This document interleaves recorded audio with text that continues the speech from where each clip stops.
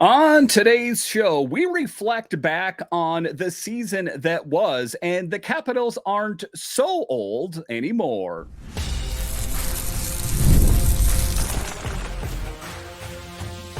Your Locked On Capitals, your daily podcast on the Washington Capitals. Part of the Locked On Podcast Network. Your team every day. Well, hello and welcome into this edition of Locked On Capitals. I'm so glad you decided to join me today. As always, this podcast is free and available on all the major platforms, including the SiriusXM app and on YouTube. And I want to thank you for making this your first listen each and every day. My name is Dan Holme. I've covered the Capitals for the last 3 seasons for Locked On and various other outlets before that. I'm also the host of the weekly show called The Capitals Minutecast, available wherever you find your podcasts. You can find me on Twitter. It's at DanCaps218. You can find the show on Twitter. It's at Locked On Caps. And the best way that you can help grow the show is to subscribe to Locked On Capitals on YouTube and comment anything down below. Today's episode is brought to you by FanDuel. Make every moment more as playoffs wind down. The sports stop sporting like we want them to, but this summer, FanDuel is hooking up all customers with a boost or bonus daily. That's right, there is something for everyone every day all summer long. Visit FanDuel.com/locked on to get started. So in this edition of Locked On Capitals, we talk about the season that was. We're removed quite a ways from last season, so now I think it's time to kind of reflect back on what worked and what didn't work. We'll talk about that a little bit later. With the recent movement on the Capitals aren't so old anymore. We'll talk about that. And then in the final segment, we'll talk about Carl Hagelin, a look back, and where is he now? But just to get it going here, talking about the season that was for the Capitals. Some highs, some lows. Some really fist-pumping moments like the end of the season when they had to win every game to make it into the playoffs, the last 3 games of the season. And the low points were then them being eliminated in the first round. And there was a lot more than that. But let's reflect back on what worked and what didn't work. So the subject here is the Capitals 23-24 season. In 23-24, the Caps had a challenging year following their Stanley Cup win in 2018, despite veteran players like Alex Ovechkin, TJ Oshie, and John Carlson contributing. The team was unable to advance past the first round of the playoffs and was ultimately swept by the New York Rangers. And I bring up 2018 because it was the high water mark. And people that listen or watch to this show sometimes say, Dan, you got to stop bringing up 2018. I get that. You can't live on former glory, but it was the highest watermark for this team to this point, and the Capitals now are trying to get back to that level once again. So talking about the roster and performance, while the veteran players played a significant role, it wasn't just the veterans. It wasn't just Ovi and Carlson. Younger players such as Connor McMichael, Rasmus Sandin, and Martin Fehevary made important contributions during the postseason. However, the team had not focused on acquiring top prospects due to their sustained competitiveness. And it's one of the things that you take a look at it. The Capitals didn't make any flashy moves at the trade deadline for multiple reasons. I don't think that they wanted to give up a lot of future players or anything like that. I don't think that they wanted to. I don't think that the GM Brian McClellan thought the Capitals were going to go anywhere. The Capitals making it to the playoffs was something I don't think anyone had sketched out. Talking about their team strategy and management, the team faced challenges with significant contracts for franchise icons Ovechkin and Carlson, tying up a large portion of the cap space and up until 2026. The management seemed content with maintaining a competitive edge, but lacked a clear path to contention. And that's why GM Brian McClellan said he was going to be busy. I wouldn't say he's stoic, but kind of a quiet guy, not overly. When he says something, he's going to do it. And I guess when we have to take that at face value, I guess it's Chris Patrick's game. But when Brian McClellan was the GM, most of the time, when he said he was going to go out and do something, he did it. I guess we could debate a little bit on that top 6-4, but PLD might be that guy. So let's talk about changes in offseason strategy. Before, you take a look at the previous offseason, it was Edmundson and Max Pacioretty. That was not what, as a Capitals fan, what I was looking for. That was not like, hey, GM BMAC is really, he is all in on making this team competitive. He went out and picked up Max Pacioretty and Joel Edmundson. They were kind of like good moves, but they weren't something that inspired confidence. Like, yeah, we did that. Former Caps GM Brian McClellan initiated significant changes by acquiring new players through trades and free agency. This included a trade that involved exchanging Darcy Kemper's contract for PLD, as well as acquiring other impact players, Andrew Mangiapane, such players like that, Matt Roy, Chychrun. So those were some of the bigger moves that were made. There were smaller moves that were made as well.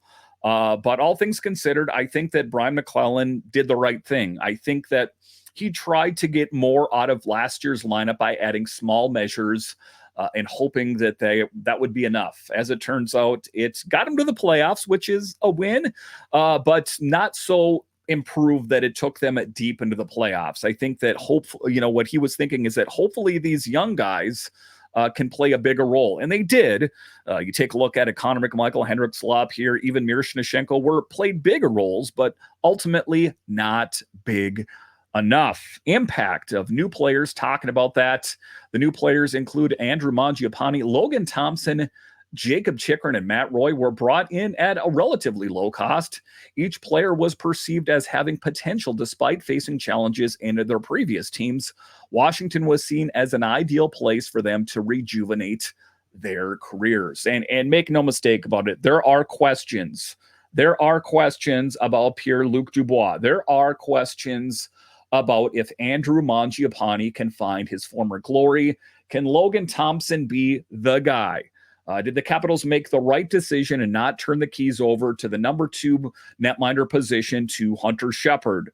A lot of questions, and we can talk about that at length in later shows as well, but contract years for Thompson and Lindgren that, potentially Clay Stevenson, he's also in the mix, might be the long-term answer. Talking here next about shifts in team dynamics. The new forwards, particularly Dubois and Mangiapane, were expected to make significant contributions addressing the team's need for center depth and energy on the front lines. Additionally, the team's defense was strengthened by Roy and Chychrun, markedly improved. I think that Roy is one of the big moves that a lot of Capitals fans know about, but I don't think they're as excited about. Reducing reliance on Carlson and providing a more balanced defensive lineup. And those aren't, the only guys. Of course, Sandin is huge. Fehevary is huge. But I think that those additions make the depth on the blue line even that much better. And goaltending changes. Again, I alluded to that earlier, that it was my perception that it was going to be Charlie Lindgren, it was going to be Hunter Shepard, maybe Clay Stevenson will fight it out in camp. And ultimately, after I've had time to think about it, I get it. Contract years for both those guys. What if Charlie Lindgren it isn't Charlie Lindgren of last season? You can't live on former glory. You take a look at it. If a player has a really poor year, you don't think that they're going to be able to turn it around. If a player has a really good year, you expect them to be successful in coming years as well. But there is always the outside possibility that Charlie Lindgren doesn't play as well as he did last season. And also, I think adding Logan Thompson to the mix kind of makes it a little bit more competitive for Charlie Lindgren, that he's not the de facto number 1, even though I think that he will be given the start. But I do think that Logan Thompson will battle for that at some point during the season. The goaltending duo of Thompson and the current starter Charlie Lindgren made Darcy Kemper expendable, leading to changes in the team's goaltending strategy. Again, to talk about the netminding thing, Darcy Kemper, he did not have the season that he was looking for. I know, but let's just remember things the way they were. Let's not be revisionists here. That Darcy Kemper struggled, but Darcy Kemper was also he was the starter last season. The Capitals did not play their best hockey to start the season last season. When the Capitals found their way, it was already Charlie's net. Darcy Kuemper had limited opportunity to prove himself. He said that on breakdown day, that I proved myself, and I put the work in with the coaches, all that kind of thing. The thing that was unfortunate for me, I'm speaking as Darcy Kuemper, is I never got a chance to prove myself again. And that had to be difficult for him as well. But ultimately, I think it was the right thing. Maybe Darcy Kuemper wasn't the right fit. If we gave him another chance next year, could he have lived up to that potential, being that we are fully integrated into Spencer Carberry's new systems and Mitch Love's new systems here as well?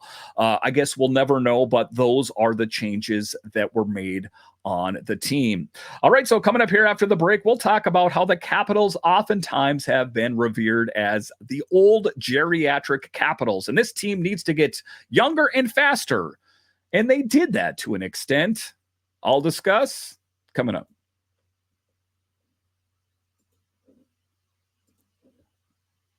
I love sports. I love them so much, I never want them to stop. But as the playoffs wind down, we get fewer games, and the sports aren't sporting like I want them to. But FanDuel lets me keep the sports going whenever I want. All I have to do is open the app and dream up bets anytime I'm in the mood. And I understand that this is kind of the dog days of sports.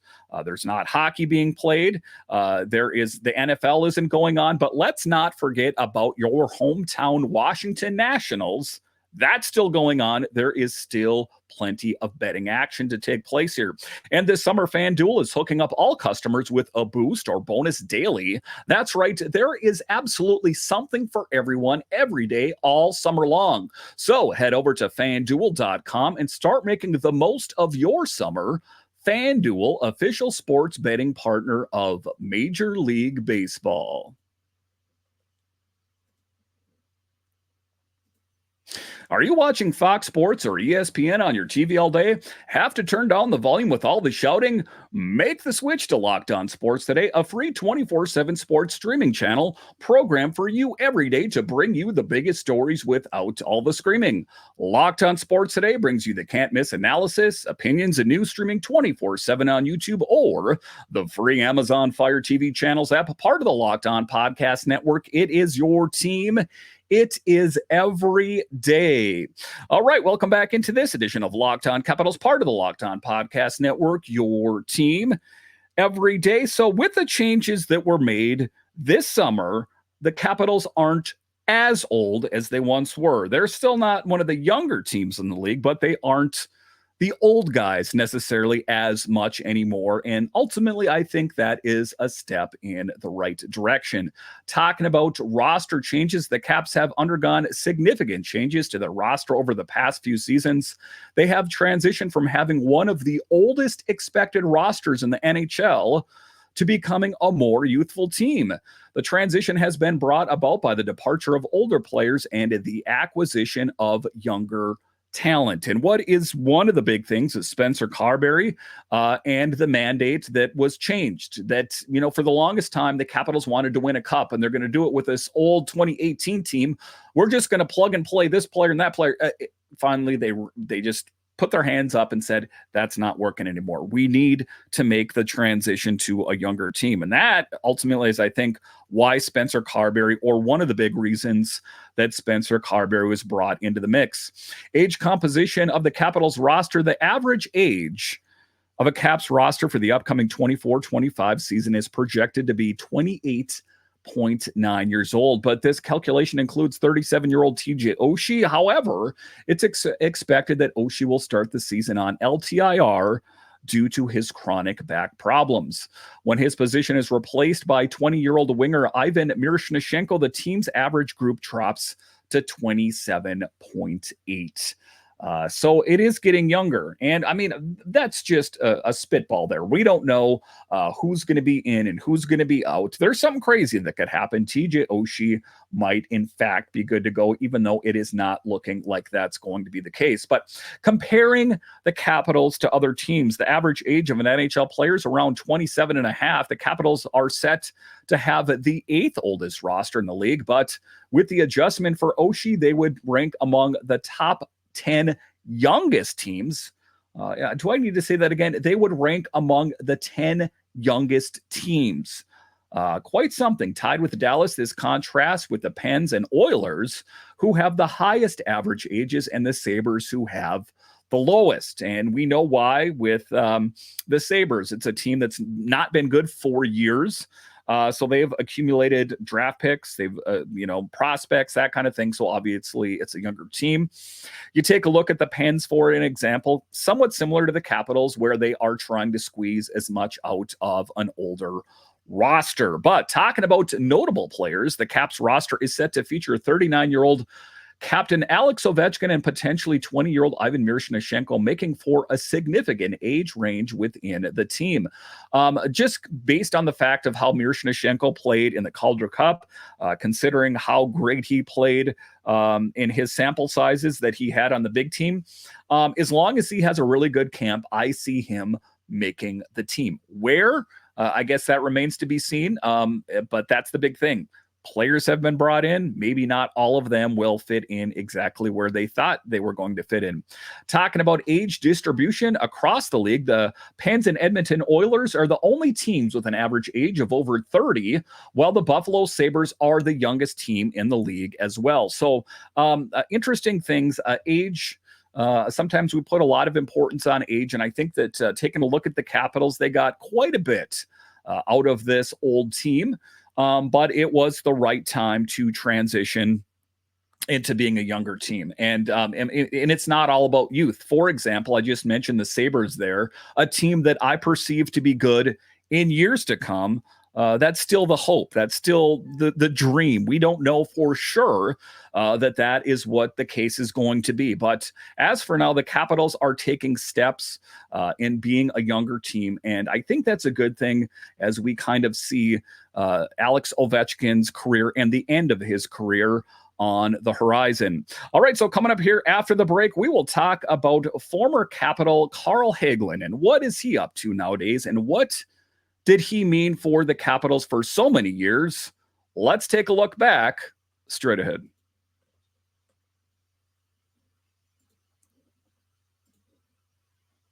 We're driven by the search for better, but when it comes to hiring, the best way to search for a candidate isn't to search at all. Don't search, match with Indeed. If you need to hire, you need Indeed. Indeed is your matching and hiring platform with over 350 million global monthly visitors, according to Indeed data, and a matching engine that helps you find quality candidates fast. Ditch the busy work.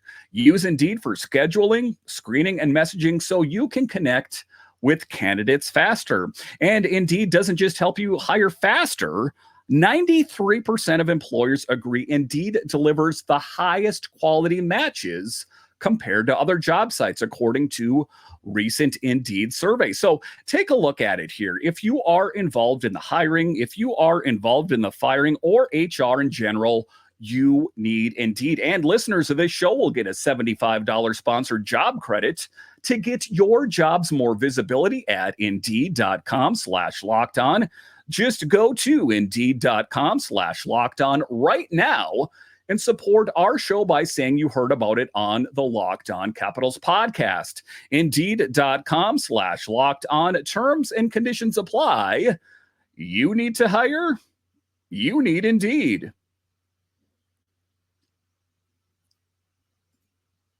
All right, welcome back into this edition of Locked On Capitals, part of the Locked On Podcast Network, your team every day. So let's take a look back, and that's what I'm going to do this summer, is kind of taking a look back on some older players and where are they now. It hasn't been that long, but if you are a somewhat long-time Capitals fan, or you're familiar with the team, you will remember Carl Hagelin and what he meant for this team, not only the Capitals, but the Penguins and as well, and the unfortunate circumstance that ended his career. Again, taking that stick to the eye at a practice, and it was just unfortunate. He did what he could do to come back. He had problems with depth perception. But the consensus between him and his physician specialist was that he should probably not play anymore. And if we remember back, Carl Hagelin at the time, a 35-year-old NHL player, announced his retirement due to severe eye injury that kept him sidelined for 18 months. The injury occurred during a Caps practice in March of 2022. And despite undergoing surgery, concerns about his quality of life outside of hockey were expressed. Hagelin, known for his swift skating, also underwent hip resurfacing surgery and arthroscopic surgery. He expressed gratitude to his teammates, doctors, and staff members in an Instagram post announcing his retirement. Over his 11-year career, he played 854 regular season and playoff games for the Rangers, Ducks, Kings, Pens, and Capitals. Hagelin won the Stanley Cup twice with the Penguins and played a significant role on the penalty kill for the Capitals, a part of that really great fourth line featuring Hathaway, Dowd, and Hagelin. That was one of the better fourth lines that I can remember for the Capitals in quite some time. Talking about Carl Hagelin's experience with the severe eye injury in March of 22, he suffered that injury. Hagelin recalls the incident and explains the impact it had on his vision and his decision to retire from hockey. He underwent surgery for the injury and describes the challenge he faces due to the damage caused. Despite these difficulties, he remains grateful for the progress made in his recovery and emphasizes the importance of focusing on positive aspects of life. And that is one of the things that I'm going to highlight. If I had a highlighter, I would highlight it right now, is he is a very positive, optimistic person with a really tragic thing that he had to face. He has never taken a negative attitude. And that's a lesson that I could learn. That's a lesson that a lot of people could learn, that even though life throws you tragedies at sometimes, and sometimes severe things in your life, if you can maintain a positive attitude, you can do great things. Hagelin's reflection on retirement and life after hockey.